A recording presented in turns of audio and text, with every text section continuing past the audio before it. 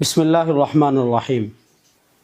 প্রিয় দর্শক, মানুষের জীবনের শ্রেষ্ঠ সময় যৌবনকাল।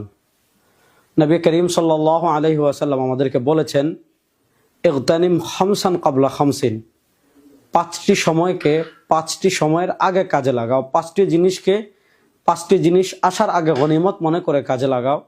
তার ভিতর একটা হলো শাবাবাকা ক্বাবলা হারামিক, আপনার বৃদ্ধকাল আসার আগে যৌবনকালকে কাজে লাগান।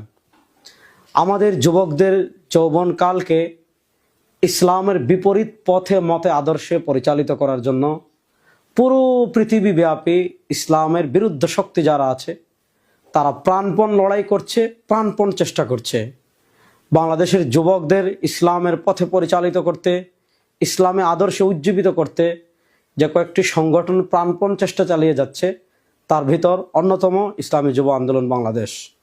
আপনারা ইতিমধ্যে জেনেছেন, আগামী 17 জানুয়ারি রোজ শুক্রবার বাংলাদেশের ঐতিহাসিক সোহরাওয়ার্দী উদ্যানে লক্ষাধিক যুবকের অংশগ্রহণে ইসলামী যুব আন্দোলনের যুব কনভেনশন অনুষ্ঠিত হবে ইনশাআল্লাহ।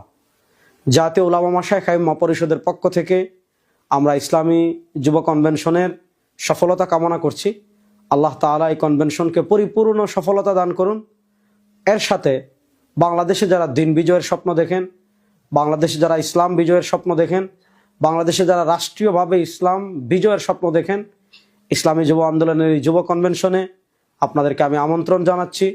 আশা করছি 17 তারিখ বাংলাদেশে ঐতিহাসিক সোহরাওয়ার্দী উদ্যানে আরেকটি ইতিহাস তৈরি হবে, আরেকটি মাইলফলক তৈরি হবে। আপনারা আসবেন, আমাদের জাতীয় নেতৃবৃন্দের বক্তব্য শুনবেন। পরিবর্তিত এই বাংলাদেশে যখন আমরা ফেসিবাদকে পরাজিত করেছি, দিল্লির ধূসরদের পরাজিত করেছি, নতুন বাংলাদেশে আমাদের মিশন দিনকে বিজয় করা, ইসলামকে বিজয় করা। এই ইসলামকে বিজয় করার, দিনকে বিজয় করার এই মিশনে সবচেয়ে বেশি ভূমিকা যারা রাখবে তারা হলো আমাদের মতো যুবক শ্রেণী।